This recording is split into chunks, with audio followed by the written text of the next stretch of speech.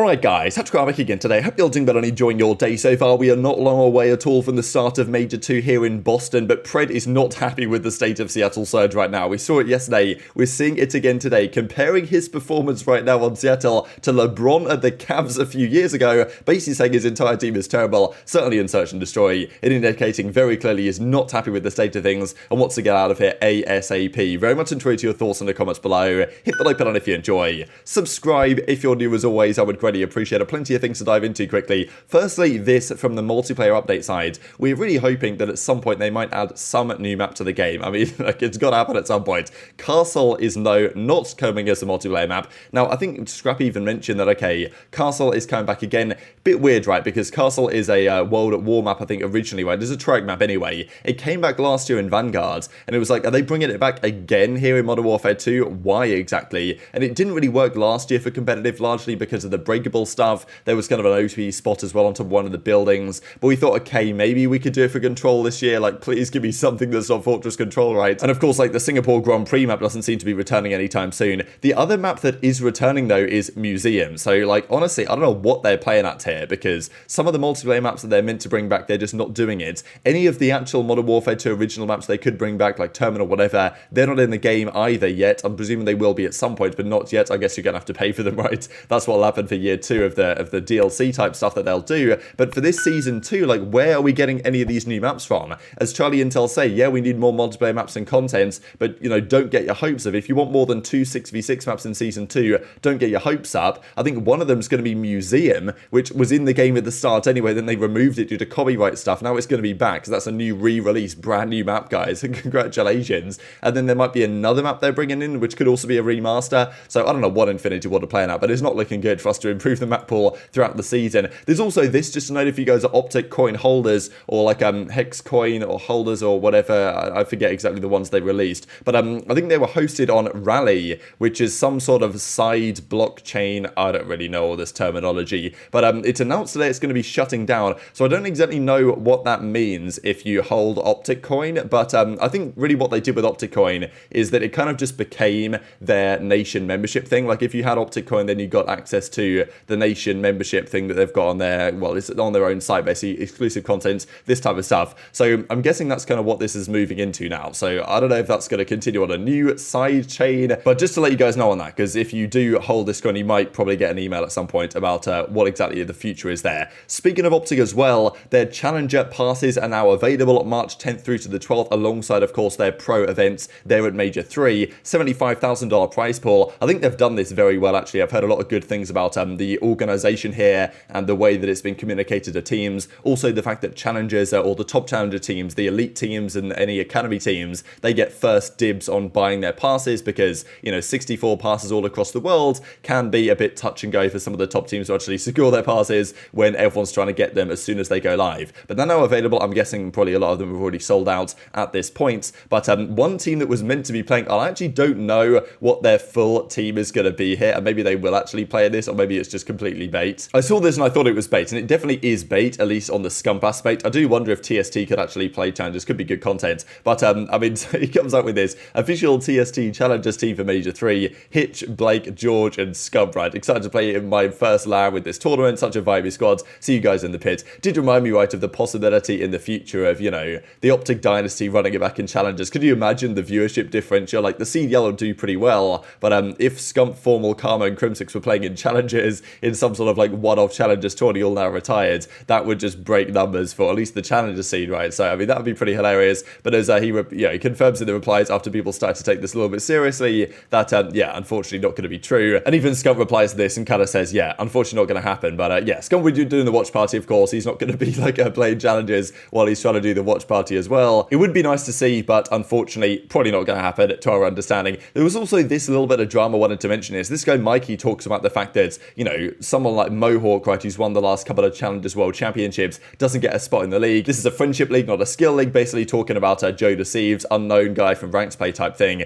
And, you know, people have given their perspective on whether that's actually a valid assessment of his ability and all this. And then RC's actually weighs in and says, since you got the info, break it down, Ben JoeDeceives. And he says, look, I don't make the decisions here, but Joe was apparently getting a shot from multiple orgs. So seemingly other people were interested in JoeDeceives, and it's not just the fact that, you know, he played rank play and was pretty good while he's getting the spots. We'll see what they can do on LAN, because LAG was actually, I think they were a lot better in terms of their performances than their record indicates. They could have won a couple of game 5s. They for sure should have beaten FaZe, right? We'll see if they can replicate that here on LAN. And also, now that a lot of teams know what their best maps are, it might be more challenging for them. But, I mean, yeah, it's certainly an interesting team. I'm looking forward to seeing how they're going to get on. One team, though, that actually is starting in losers, not LAG, is the Seattle Surge. These are Pred's numbers overall this entire stage, and they're completely outrageous. And, I mean, look, Pred gets a lot of gas in the community. He obviously knows that he's the guy on this team. He's the man that people want. Obviously, OpTic wants him. They wanted to pay him a lot of money. And when that's the case, right, you know, Pred's ego is going to go up a bit. And understandably so. You've got to have a bit of an ego to be a CoD Pro player anyway. But Pred knows that he's the guy on this team. He knows that he's the guy that people talk about, the guy that people want to try and get off this team at some point, if not immediately, if possible. Maybe after this tournament, offers will start flying in again, and Surge might have to reconsider them. But the numbers do back it up, right? Number 1 overall KD, technically tied with Scump, actually, after that only one series he played. Number 1 SMG in hardpoint damage. Number 2 SMG in kills per 10 minutes. Number 1 SMG in control. I mean, like, number 1 Slayer rating. Slayer rating is like if you extrapolate every single series to a game 5, round 11, I think. Like, how many kills does a player get on average per series if it was to go all the way? And that's kind of, well, he's number 1 in the entire league for stage 2, despite the fact that his team is 1 in 4, not doing so well. I still think that he's been the more impactful one. I don't think this is a case of him just playing for kills, really. But maybe there is an argument to say that Pred knows this team is chalked, and that just play for kills and try and make yourself look absolutely unbelievable so you can get on a new team. Don't really think that's what's going on.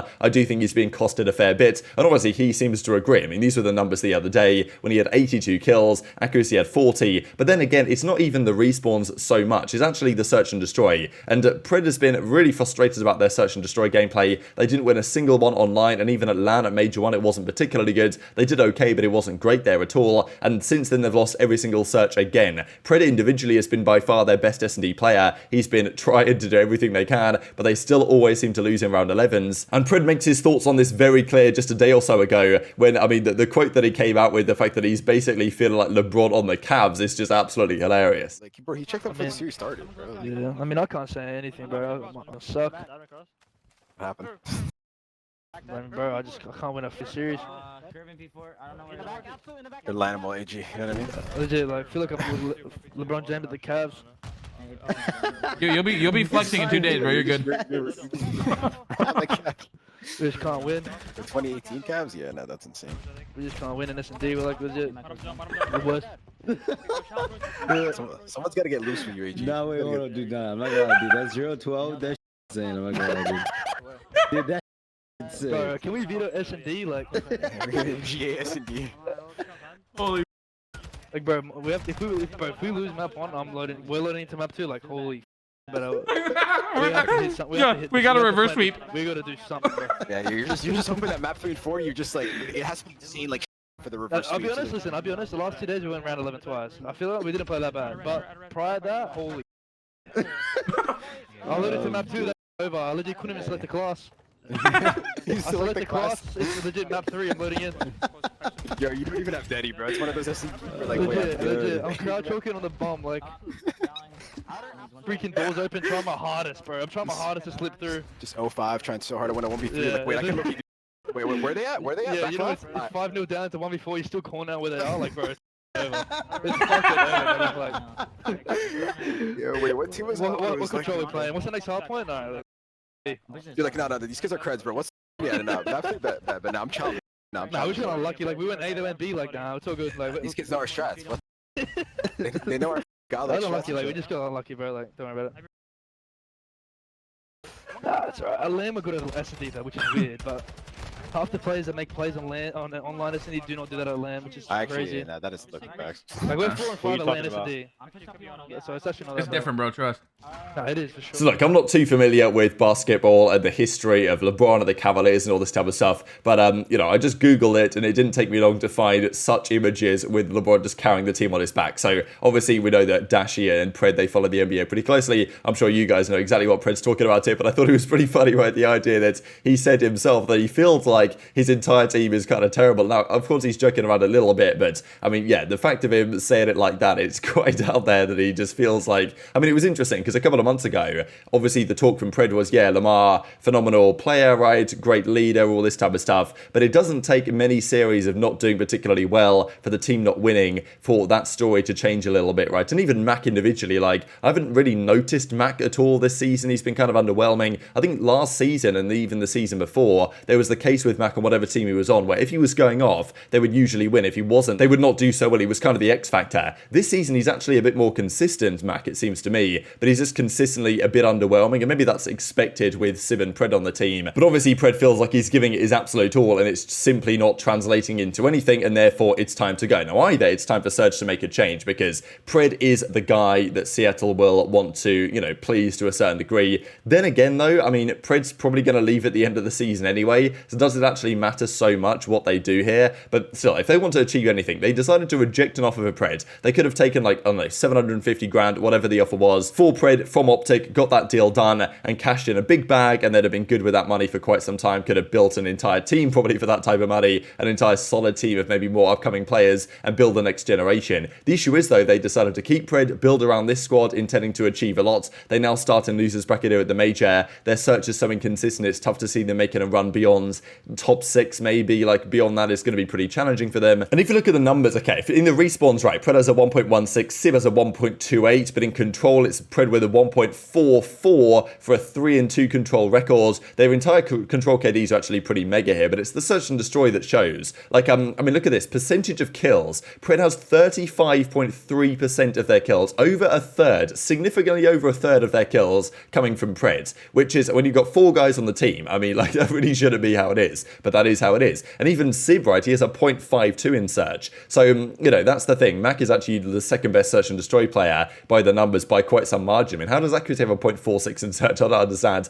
how both of these guys have 0.5s. Not looking so good for them. And even in terms of first blood rate, right, the amount of engagements Pred's getting into, like, you know, he's kind of doing it all in that game mode that they're, well, 7 losses in this stage, all online, which is, I mean, it's kind of rare that you see a column here where there's no victories here on breakingboy.gg, but that's the case in this case. So what do you think the future is there for Pred? Obviously, we discussed yesterday the fact that it seems like he probably isn't happy with this team and wants it to change, or is another team going to come through and say, you know what, Pred, you wanted, you know, Seattle and 750k for you before, we'll give it to you now with only, you know, with less events left in the season before Pred's probably going to leave anyway. Like, you know, that's got to be a deal that they want to get done maybe now, especially because this is their bracket here going into the major, right? So they play, well, they play the loser of Breach and FaZe. Now, you know, could Breach upset FaZe? They did right at the start of the season. I don't expect it to happen again, so they might play Breach here and losers round 1. If they win that series, which is definitely winnable for Surge, but it's not going to be easy, right? Because, okay, if it goes game 5, it's going to be, they're both going to be trying to lose, right? So then we'll see who comes out on top, and that would be quite exciting if it did. And then we've got Legion. We'll play the loser of Ultra and Guerrillas, presumably Guerrillas, and then Guerrillas versus Legion. Who wins that? Let's say it's even Legion win that, then it might be Surge Legion. So if they win both those series, they might get to a top 6 situation, but then they play like an actual seriously good team that's probably quite good in Search as well, and that's when the challenge starts to arise. So, you know, I can see Surge getting top 6. They do have the potential to go longer. I think I mentioned the other day, that maybe it was in yesterday's video, that, you know, Surge starting from losers, it's not been done before in the CDL, winning from losers round 1 when you start to an elimination. I believe Los Angeles Guerrillas, when they won Major 2 last time, or last year, they actually lost in winners round 1 first. So when they made that losers run, it was from losers round 1 all the way to winning the grand finals, but they were started in the winners bracket there and they lost 1 series. So it doesn't quite count as a full losers run, because they got 1 series to kind of warm up and get things going before they made that run. Surge seems doubtful they're going to be able to achieve the same thing. So definitely tweet your thoughts on all this stuff in the comment section below. And just one quite cool start to close out the video here with top 25 highest KDs from a tournament winner. The number 1 is tied between Formula and Dashy. We talked about those two earlier today. Then it's Crim at Champs 2014. Not here at Champs, actually. I guess that makes sense because back in the day, they used to play some questionable skilled teams in the group stages. So sometimes these KDs would be nicely inflated for them. But of recent times, Cellium Champs 2021, he had a 1.32. I mean, that's still pretty outrageous. And even some of these other numbers, Dashy's on here, Scump's on here a fair bit as well. Nameless is even on here, Gfinity 2014. It's a fair play. But you gotta say, the 1.44 to win Champs and Formula is still just completely built different. But very much enjoyed your thoughts on all this stuff in the comments below. Hit the like button if you enjoyed. Subscribe if you're new. Take care. And I'll see you next time.